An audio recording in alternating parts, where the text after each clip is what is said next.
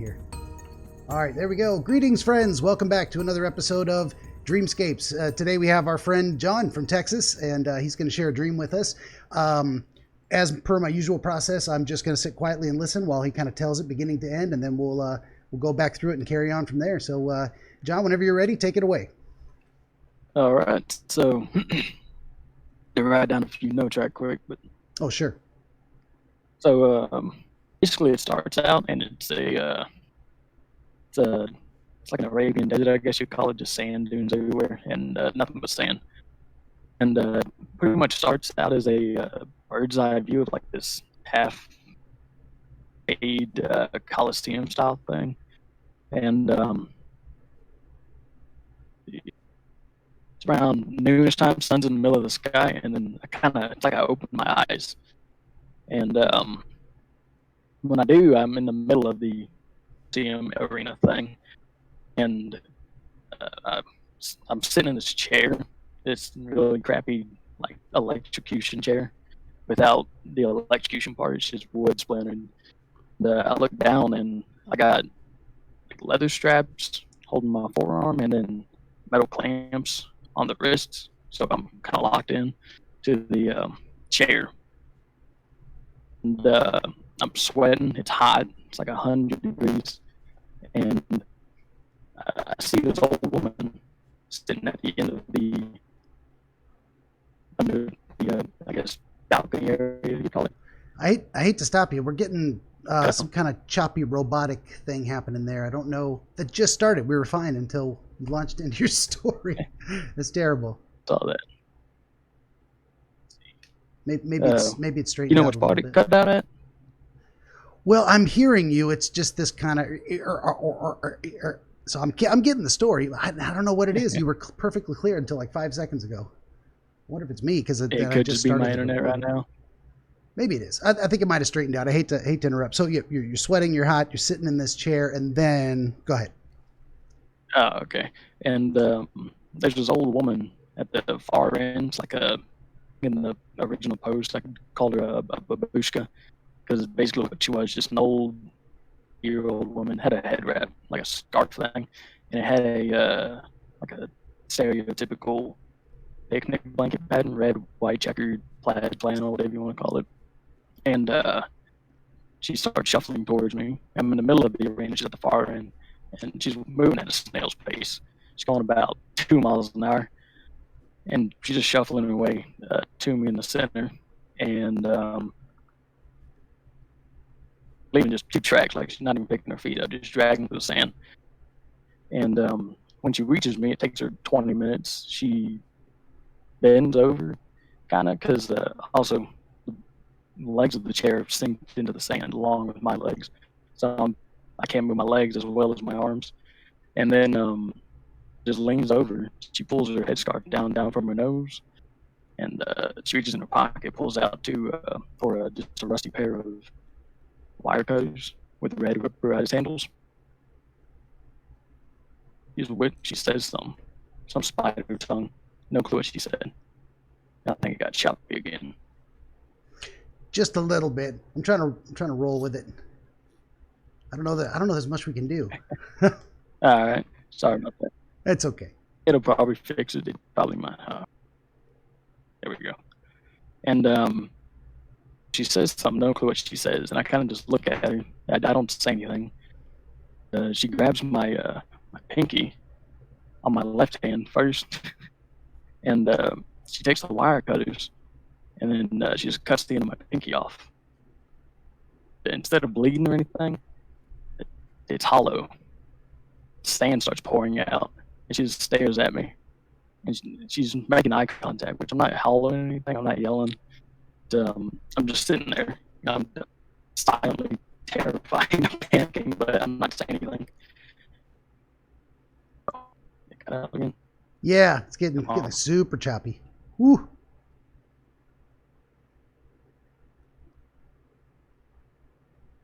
right, let's see. Let's try this.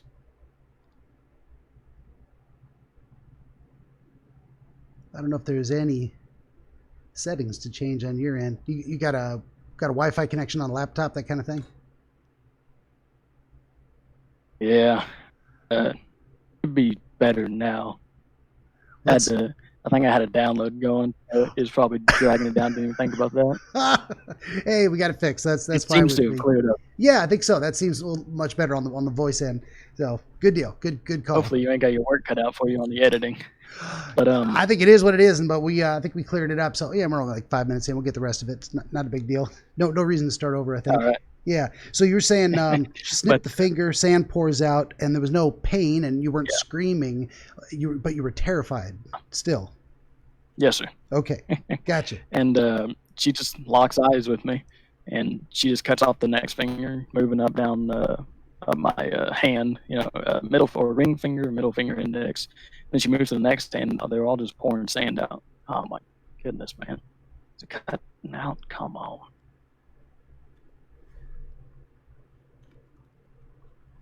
Gives me a chance to catch up on my notes.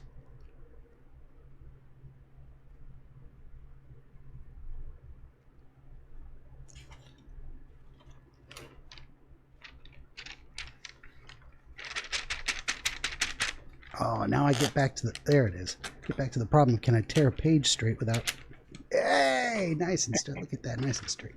Yeah, it seems as soon as I start the ball rolling, it wants to get all choppy on me. Yeah. Right. I don't get it either. I'm amazed any of this works.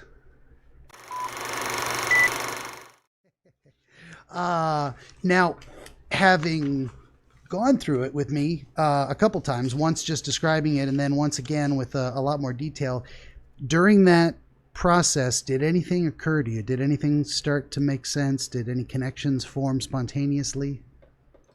No, sir.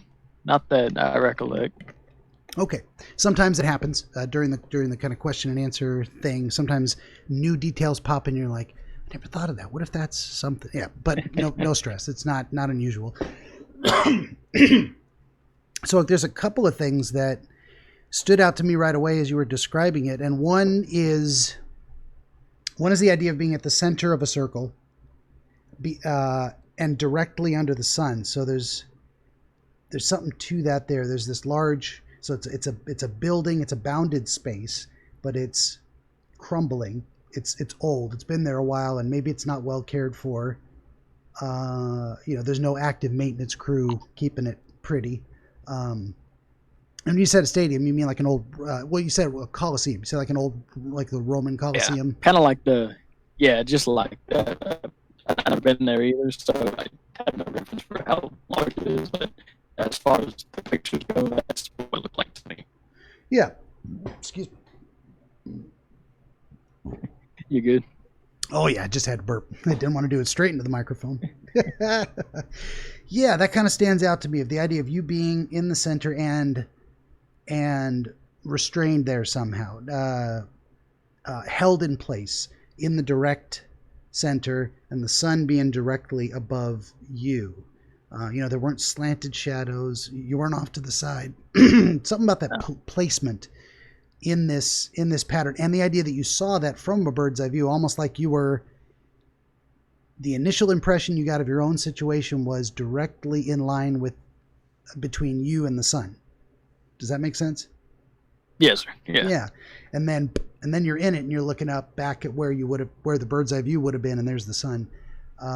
That seems important. Yeah. Also the idea that it's this bright, hot noonday sun. You're sweating. It's 100 degrees out. This is not a comfortable place to be stuck, to be restrained. No. Yeah. And not only are you stuck to the chair, but the chair itself and you are sunk into the sand. It's like multiple layers of restraint or being trapped or held in place.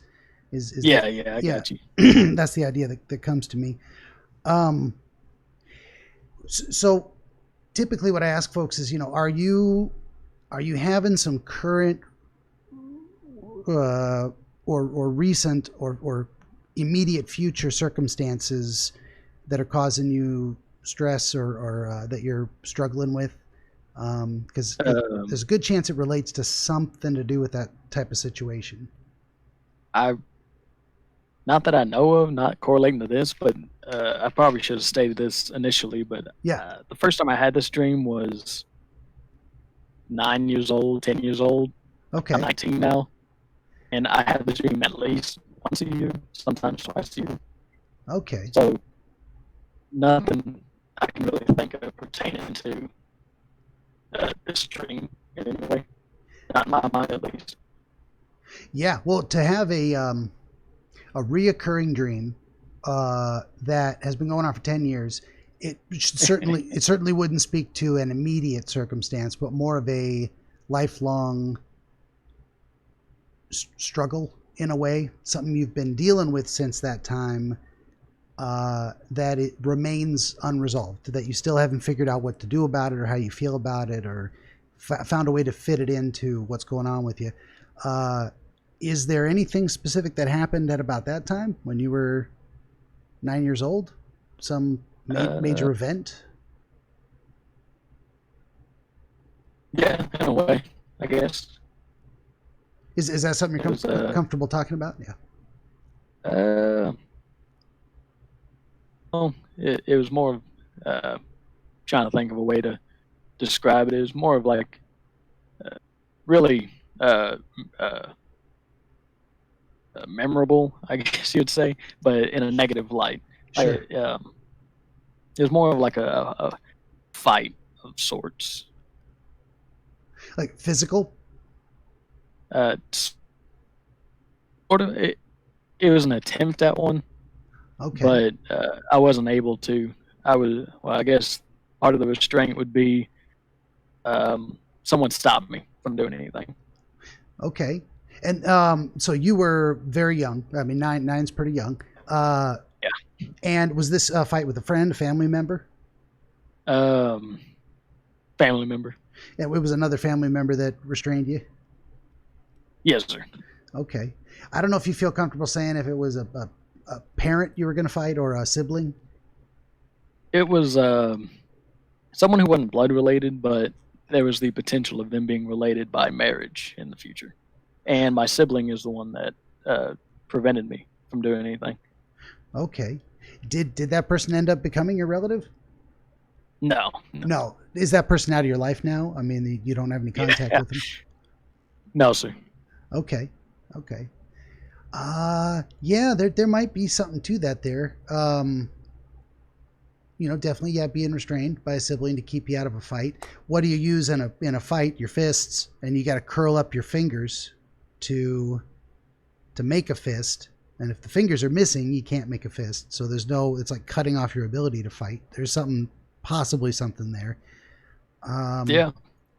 The sand coming from inside you, and the fact that you are stuck in the sand, that stood out to me as well. That not only are you restrained by being partly buried in the sand, the Colosseum itself is partly buried in the sand.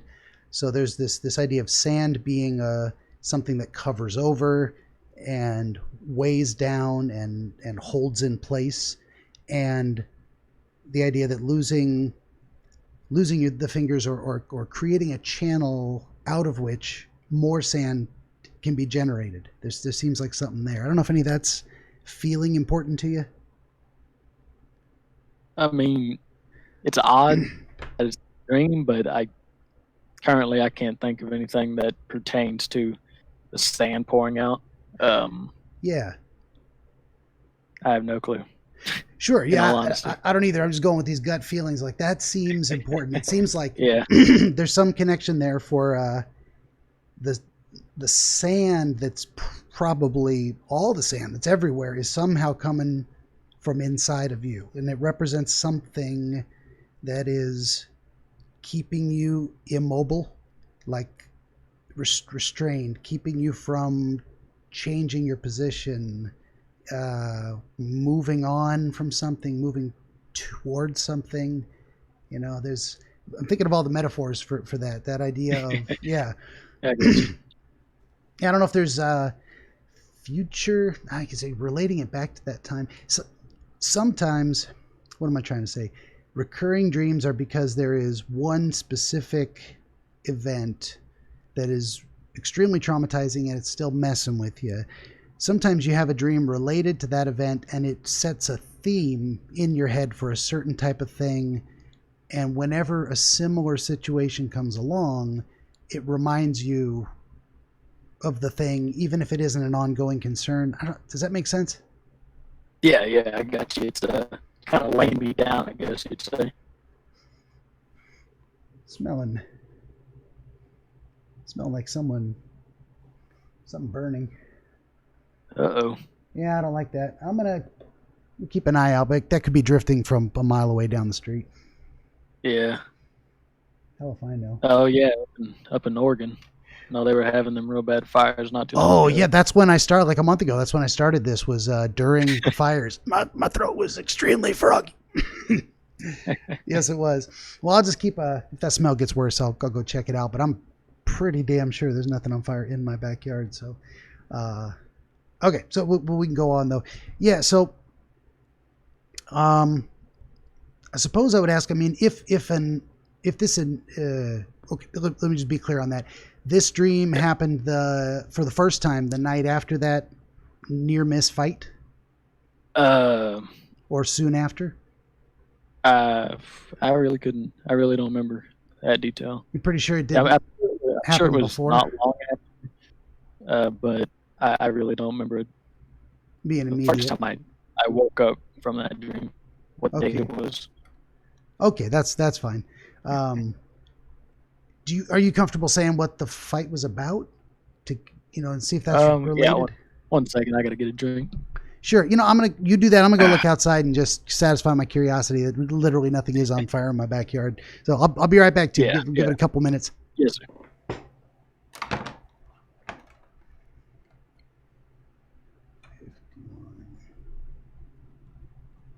Oh, I'm sorry, son. I can't.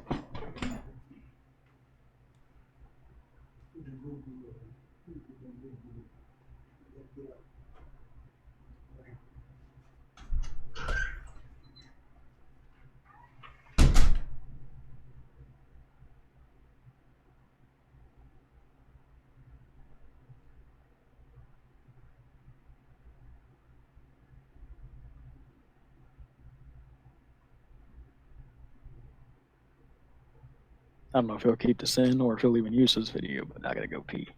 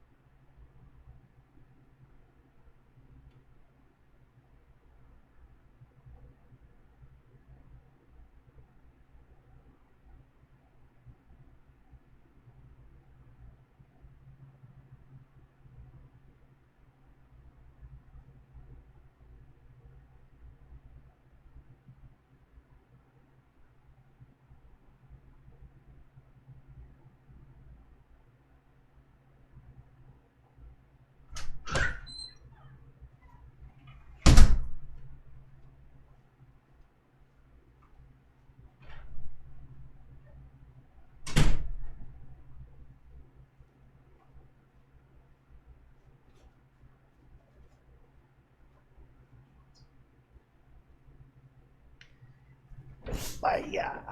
Okay.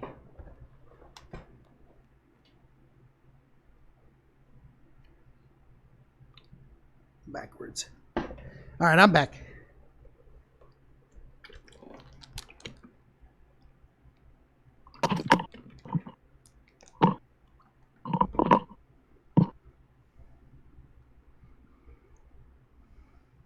All right, sir. All right, you're here? Yes, sir. Everything good over there? Yeah, I took a good walk around the backyard and looked around. I smelled inside the house, and I don't know. Nothing's faint. It's noticeable, but it's not. There's no smoke pouring out of a grass fire or something. That freaks me Yeah. out. We got a lot of cats. Yeah. I don't want to lose everything, but if the house burned down, fuck it, I got insurance. But we got a bunch of cats, and it was just horrifying me to see cats screaming in pain. Yeah. Burned. God, Yeah. I can't. I don't even want to say it out loud. Forget I said that. Yeah, right? that was the worst thing about the Australia fires to me. Just the pictures all of the animals they found. Oh, that's terrible. Yeah. I mean, it's one thing to say humanely put them down and eat them. That's, I'm okay with eating animals, but yeah. Burned alive? No, for no reason. To die for no reason? Yeah. That too. So that ain't right. Okay, so back to the thing we were talking about. You felt Yes. comfortable. You felt comfortable sharing what the fight, the nature of the fight was, the reason for the fight. yeah, it was just to keep it cut and dry. Mother's boyfriend at the time, and something had gone awry. Police were involved. I don't know. Basically, it was an attempt with a knife I had, and I was gonna attempt something, and my sister grabbed my arm and prevented me at pretty much the last second before I was able to do anything. Even though I was 9 years old, but I don't know. Yeah, and I was a little gung ho at the time. a 9-year-old with a knife, you could do some damage if you got the right chance. Yeah, that could have been very serious. Well, that is actually starting to make a little more sense. I mean, something feels important in there, like for the reason to have this dream for the first time. What do you get when you think about your sister and the old woman? You get a tickle. You get a tickle of something. I really couldn't tell you. I mean, That doesn't. I have no clue. No, It's not really. no feeling of No. meaningfulness. Gotcha. And it may not No, be sir. exactly. It may be something she represents, but this is where I'm going with it. Is that that's a pretty impactful thing. That's not a schoolyard fist fight with a kid. That's like you thought you needed to do something potentially lethal as an act of defending someone you cared about, and you were held back from that probably not only for good reason, but like it was for the best that you didn't have the chance, for your sake and for the sake of not carrying with you that you'd hurt someone that badly, or getting the knife turned on you because you're a kid versus the boyfriend. That seems like something you'd carry with you, and I would be willing to bet that there's some fighting for your life or fighting to protect something element that causes this dream to come back and remind you, or the concern that you might have to get involved in a serious struggle that brings this dream back. Does that, if you think about it from that perspective, is there any loose pattern to when it seems to reoccur at certain points in your life? No, I'm just getting really occurred to the pattern. Maybe I think it usually happens springtime sometime, which I guess the initial event happened in the spring. So maybe then, but I couldn't really tell you 100% certain. Sure. In all honesty. So possibly something about the springtime weather, or some other. What do you associate that with a particular holiday, so to speak, like it happened on Easter or whatever? Mother's Day. Mother's Day. Now that you think about that, does that show feel like a pattern in your mind?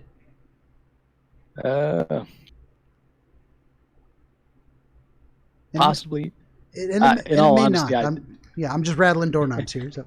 Yeah, I never really. I don't know. I never really paid attention to the date. Sure. And why would you? You weren't trying to track something you knew was going to come back. Yeah. Yeah, that might do it. And there's something about that time of year. I mean, it's very common that, say, someone has a trauma, like a relative died, and every time on their birthday, that's when their feelings come back or their dreams come back. related to, and it's not even the day the person died. It's the birthday of the person that died months away from the birthday, but that's the trigger. So yeah, there could be something to that. And there's very intense feelings going back to childhood for most of us about our parents, and specifically about our mother, and specifically about protecting our mother. And we carry on a lot of that. This is where we get into, like, people give Sigmund Freud a hard time. Like, everything goes back to your childhood. It does, and it doesn't, because you grow throughout your life and you have new experiences. It isn't everything's related to your childhood, but this is an experience, and your childhood experiences do carry forward. They set a lot of brain hardwiring for how we're gonna experience the world, how we're going to interpret it. And once those brain pathways are formed, they trigger very easily. So that's, they say old habits hard to break. The longer you had a habit or a pattern, the stronger those connections are in your brain. And the harder it is to reprogram it to take another path. So I think there's something there. And maybe, I don't want to dwell too much on that aspect of things without analyzing the rest of the dream, because there's, I think it is significant that it's wire cutters. Do you use a tool like that in work? Do you do something like that? Do you work in electrical or construction or anything? I did at one point in time, but I don't know. I think wire cutters are mostly just it's kind of universal. It's something I've always used. Yeah. I've used it a lot, just cutting the heads off of screws or something, trying to do something. Sure. Just multi-tool pretty much. Used it to hammer stuff in, even though, probably not the best idea, but. Yeah, it works. I mean, you can use a rock as a hammer. It's just not you can use a rock to hammer a nail, but it's not a hammer. Yeah, that kind of thing. I don't really know the significance of wire cutters, in all honesty. Sure. I have no clue. Yeah, I don't know either. And then now that I think about it, it sounds like a stupid question, because you said you had this when you were a kid. Yeah. But you were. In all fairness, I mean, it's kind of weird that it is wire cutters.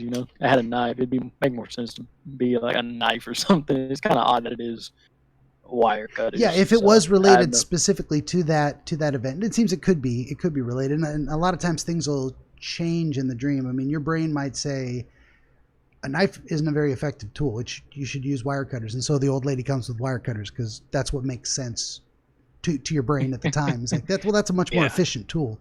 And the idea that she had that it took her a long time to get there, and that mostly what you were feeling was confusion. Is like, why is she walking up towards me, and why did it take so long?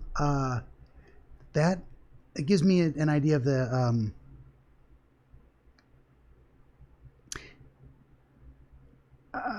that the time it took her to get there was significant. Something about being able to watch her approach, the idea of her moving slowly, like a slow motion is what came to mind, like a slow motion car crash, if that makes sense. Like, it's gonna happen. It's just you're just waiting for it. Forever waiting for it. Yeah. But at no point did you have a sense of feeling threatened by her, or even saying, God, hurry up, get here. None of that was in your head? No, not really. I think mostly I was just trying to figure out who she was and what she was doing here. Yeah. For some reason, I wasn't really thinking about why it's taking her so long. I just saw an old woman. They're usually slow. And that made sense. Yeah, it just made sense. I don't know. For sure. But to have it take that long, such a long approach, and to have that kind of time frame have a feeling to it, seems something significant in the duration of the approach, that this thing is coming. If I work, which I mean, I don't know anything about what you're doing in the sense of dream analysis, but if I had to take a stab at it, after the initial event, the real life event, we were waiting, which this was up in northern Texas, and me and my sister lived in central Texas area. So we lived with our dad, and we were pretty much waiting for our dad to get up to us, so he could pick us up and take us home after the incident. So Okay. maybe it just felt like it was taking forever for him to drive, that hour and a half, 2 hours or whatever. And, granted, there's only 30 minutes in the dream, 20 minutes, whatever. But, for walking speed, it's, Yeah. slow. So maybe that correlates. I have no clue. It sure could, and that's what this discussion process is. You don't have to know anything. I don't know anything about dreams. What we do is we look at the elements, and then you're going to get a feeling like, why did I just think of my dad and how long it took him to get there? When I'm thinking about this old lady slowly approaching, that just popped into your head. That's what we're going for. That kind of those little connections where it's like, you don't have to know what it means. You can just say, okay, I had this thought, and then now we play with it and we see what's going on. So, yeah, I mean, if we're going with the theory that this initial dream is pretty strongly related to that intense experience, you had a long delay in waiting for your dad to get there, and then when he did, how did he respond to the scenario? Well, he's trying to, protect us first off. Yeah. And the boyfriend was still there, and which your mother was still there. And... yeah, he was still there. No, my mother was not there at the time. She had left. She left after. Okay. And yeah, so we didn't like the boyfriend at all at the time, anyways. So okay. My father reacted, or my dad. I don't know why I said my father, but my dad reacted pretty aggressively, brash, but justifiably, I would say. Yeah, it yelled at him for putting his kids in danger. Yeah. Gotcha. Okay. Did you feel at the time? I mean, this is a long time ago, and it's tough to look back that far. But did you feel in any way?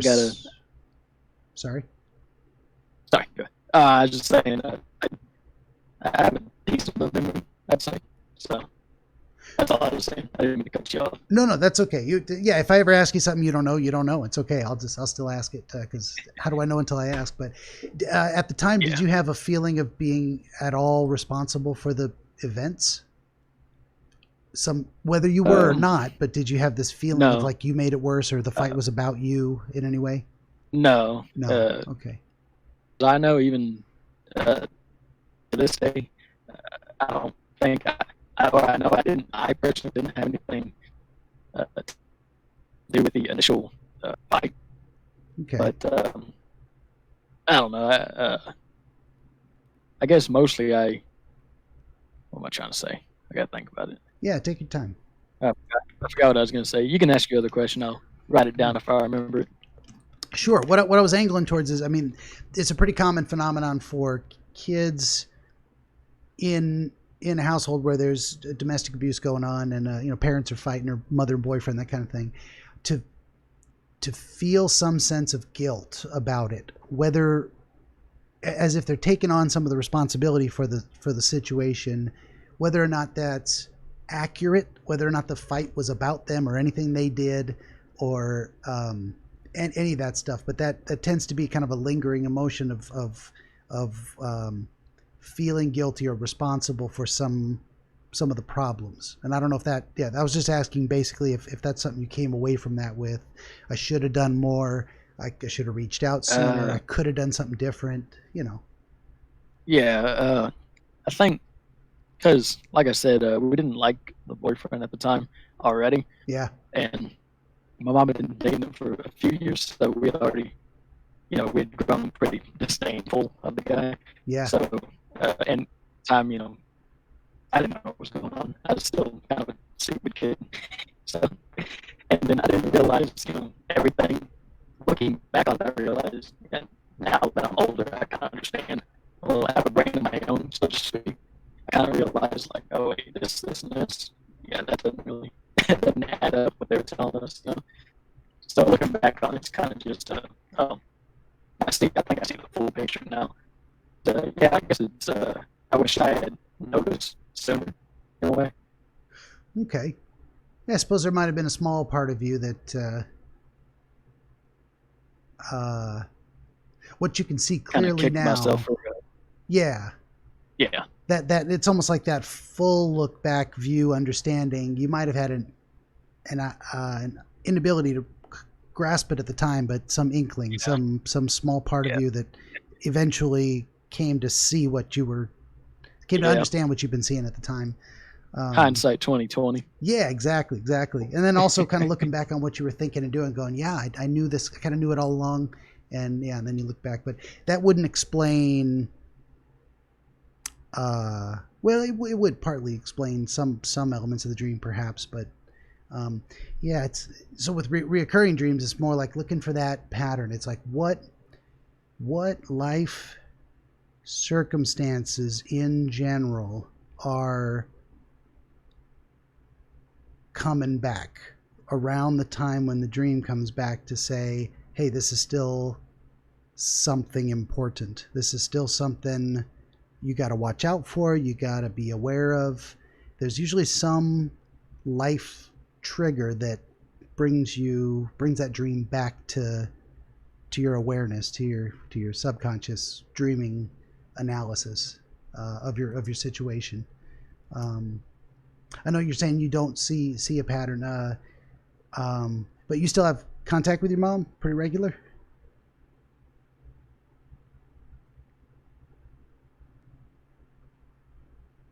I don't know if I lost you. Hello? Oh. That's okay. Yeah, I still have fairly regular contact, I suppose. And she's been in your life the whole time? Yeah. Okay. Does she have now a more stable relationship, or is she still kind of dating folks off and on, different guys? Not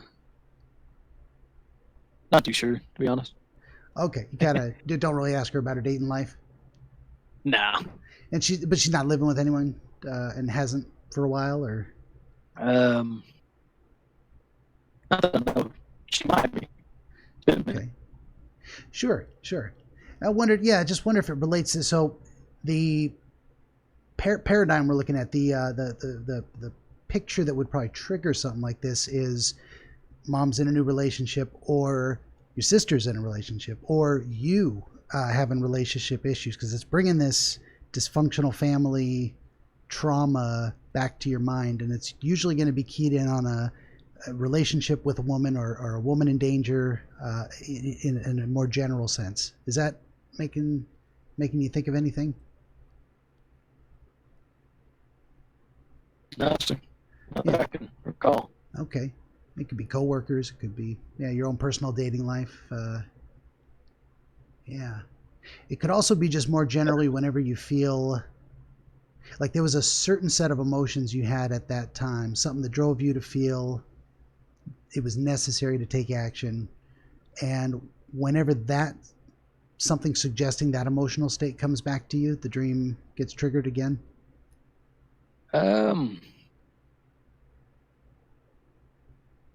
I have no clue. I mean, yeah.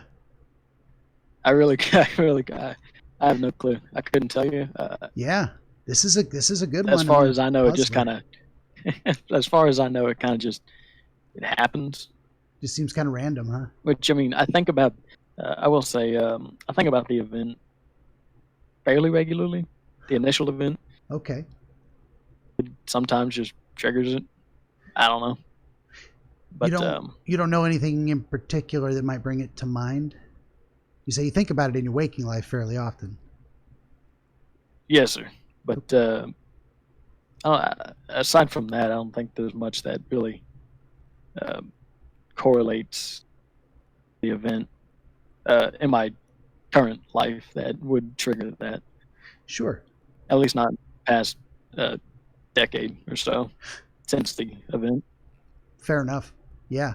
And I don't mean to get too stuck on that, like it's always going to be the same type of thing that brings it back, but it's more that it's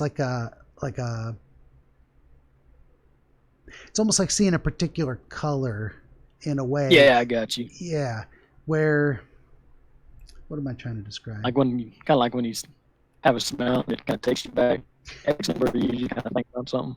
Yeah, that kind of thing. And but it's not even every time you see that or smell that it takes you back. No. Just the right time, just the right combination of circumstances triggers memories.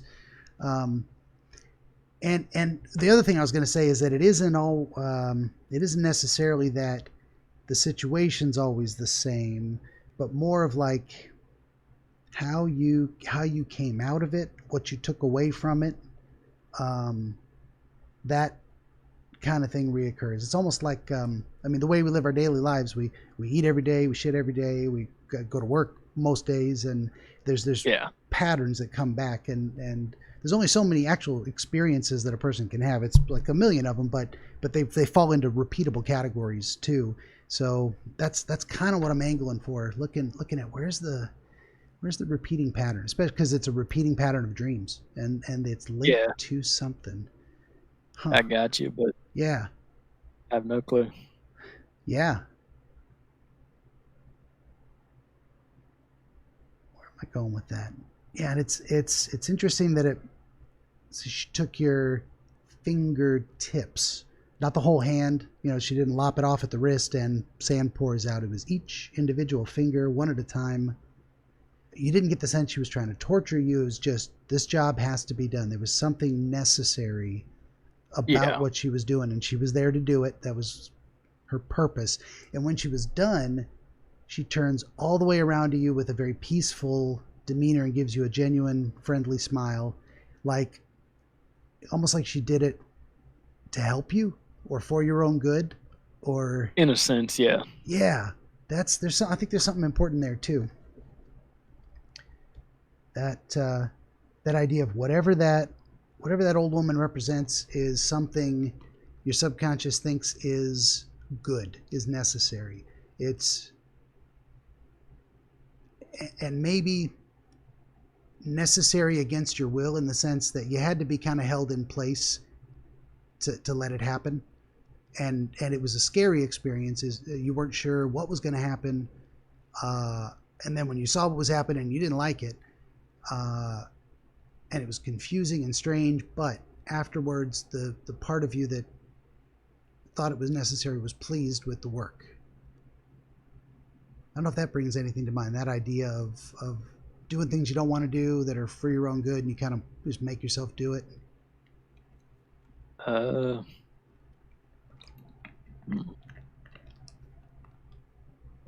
don't know. Nothing's coming to mind with that. Yeah. I know that's not a very a very good interview response, but I can't think of. No, it's okay. Yeah, I'm just rattling doorknobs here. There's something to that, I think. And a lot of times people get, I just say a few words here and there, and I could rattle on too much, and then they'll get something. There's a little thread in there, and they start pulling on it, and the whole something unravels, and they can get a look at it. So maybe I just haven't hit on the right thread. Yeah, still don't know what to do with being at the center of a giant, empty, sand-filled Coliseum. Coliseums, your association with that would be like gladiator combat movies, that kind of thing. Yeah, that was the first thing I thought too. Yeah. And you're there, but you're not there fighting. It could have been an old lady who looked weak, but she damn near kicks your ass. Well, she took my fingers, so. She sure did. She sure did. But it didn't. But it wasn't hard for her. It was hard for her to get there, but doing the job was. Just no problem. Yeah, it was like and she didn't hesitate either. The fingers just nip one at a time. Yeah. Nip. Yeah, but she couldn't take the thumbs. That seems interesting. Like she even tried a few times and gave up. Like, well, that's beyond her. Too thick, too big, not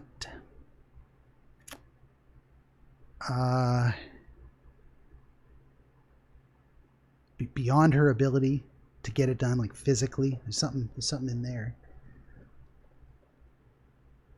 Like that particular part of the job was just too hard, but she didn't dwell on it. She said, forget it. I'm not even going to try next time. Something about that. There was something very practical about that. I think the kind of 1,000-yard stare is very speaks to a kind of practicality too.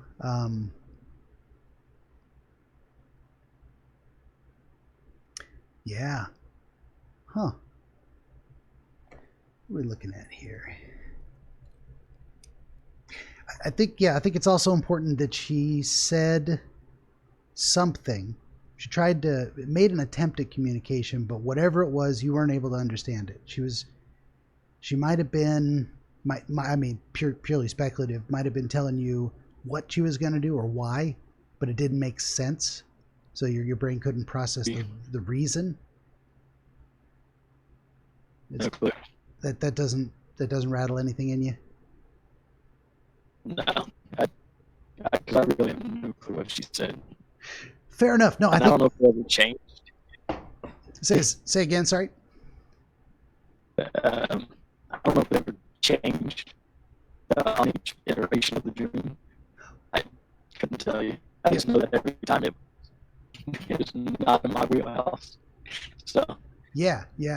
No, I mean that makes sense too, and probably that's it's that way by design, so to speak. Like you weren't.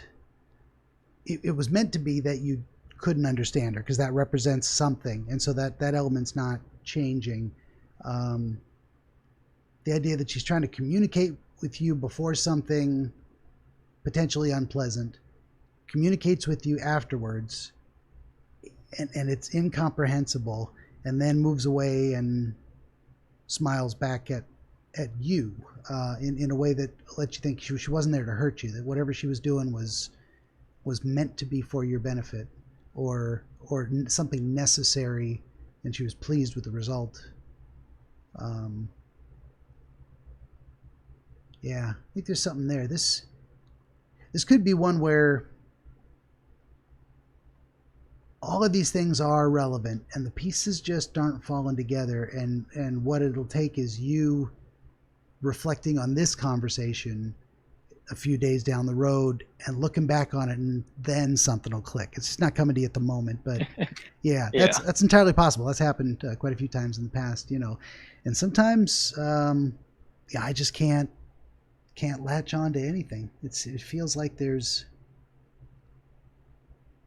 it is interesting that you described it as kind of like an execution chair, like an electric chair, but it wasn't electrified. So yeah, I mean, it was just blocks of wood stuck together.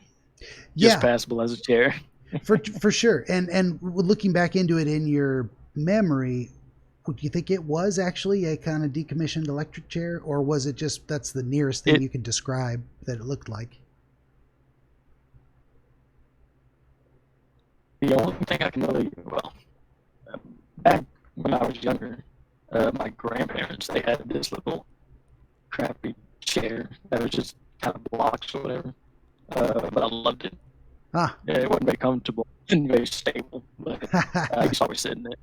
So, and I guess it kind of resembled that, not to a T, but just a little chair. But that idea correlates back to young or something. Could be something else pulled forward from your memory. Maybe there's did you always feel like your grandparents were a source of stability? Were they yeah. Because they used to, like, my parents would work and everything, and during the summers we would take like road trips all over the country and stuff like that. Okay. So it was always, that was something we always did. So I have a pretty strong, connection with them. Yeah. And that is interesting that a chair that represents maybe your strong connection with your grandparents, or at least the sense of, what am I trying to say? It's not connection. It's and it's not a representation either. It's something resemblance.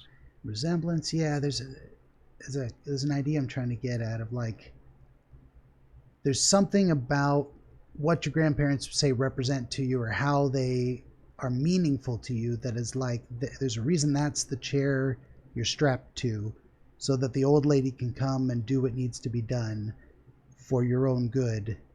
And that's actually adding more sand, because there's sand inside of you. Did you I was gonna say, did you get the sense that this what am I trying to ask?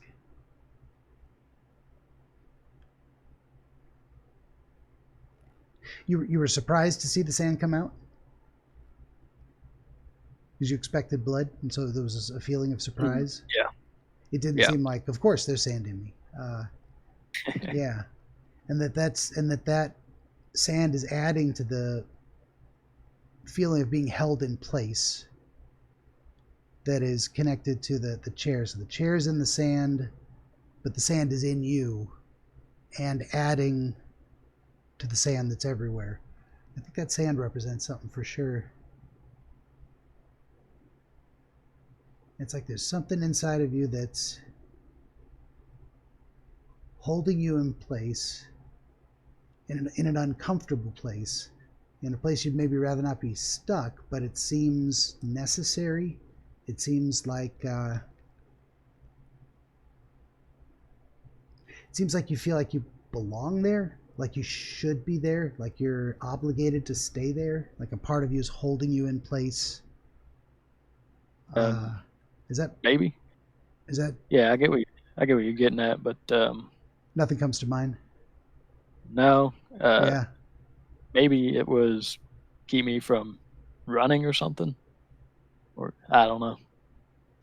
Yeah, because if you weren't held there, if you weren't sunk into the sand, so you couldn't kick the chair over and try and fight your way free.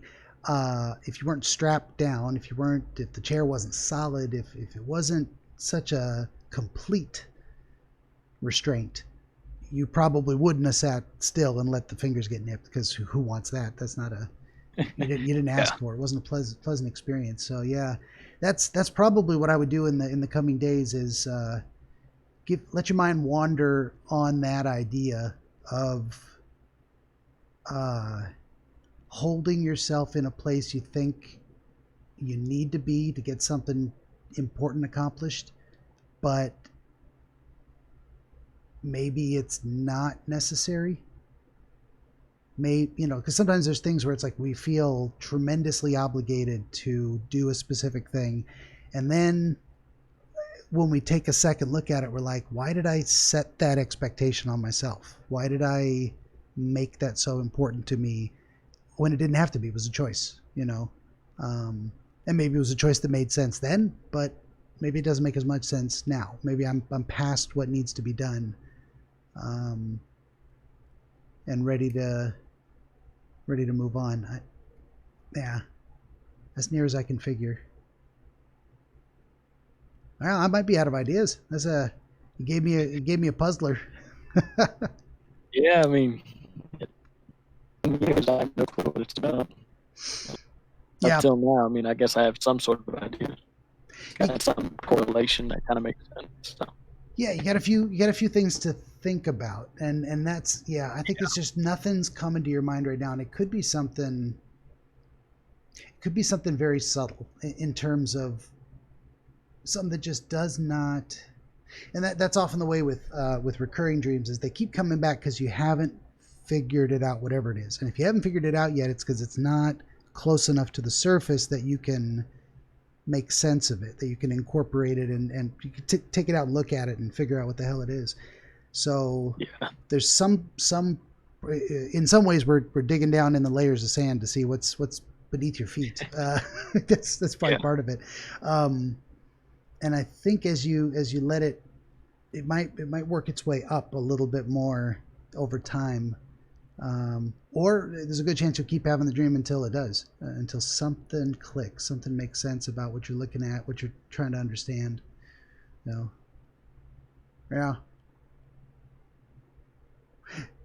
Yeah. I think that's about all I got. Unfortunately, I would like to do more. I don't, but it doesn't always happen. I go into these things thinking, I don't know what's going to happen, because of course I don't, and not really confident in my ability to succeed and come up with the perfect answer, but confident in my ability to go through the process and give it everything I got and see what comes out of it.